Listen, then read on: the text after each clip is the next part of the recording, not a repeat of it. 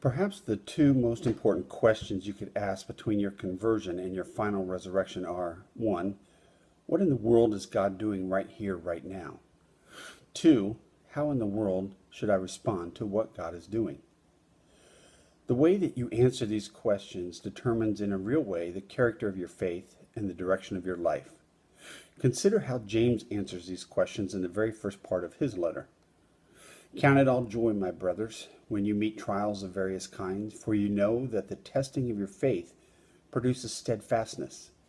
And let steadfastness have its full effect, that you may be perfect and complete, lacking in nothing.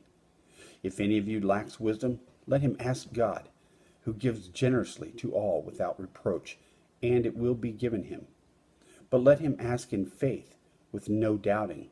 For the one who doubts is like a wave of the sea that is driven and tossed by the wind.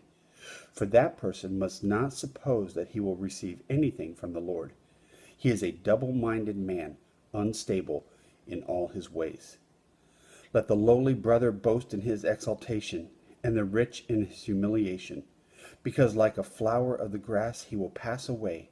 For the sun rises with its scorching heat, and withers the grass. Its flower falls, and its beauty perishes.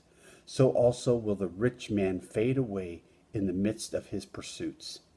Blessed is the man who remains steadfast under trial, for when he has stood the test, he will receive the crown of life, which God has promised to those who love him.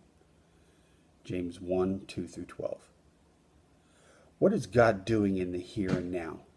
He is employing the difficulties of life as tools of grace to produce character in you that would not grow any other way. So your trials are not a sign that God has forgotten you or is being unfaithful to his promises. Rather, they stand as a reminder that he is committed to his grace and will not forsake it. It will complete its work. No, he's not exercising his power to make your life easy. No, he's not at work trying to deliver your particular definition of happiness. He's giving you much more than that.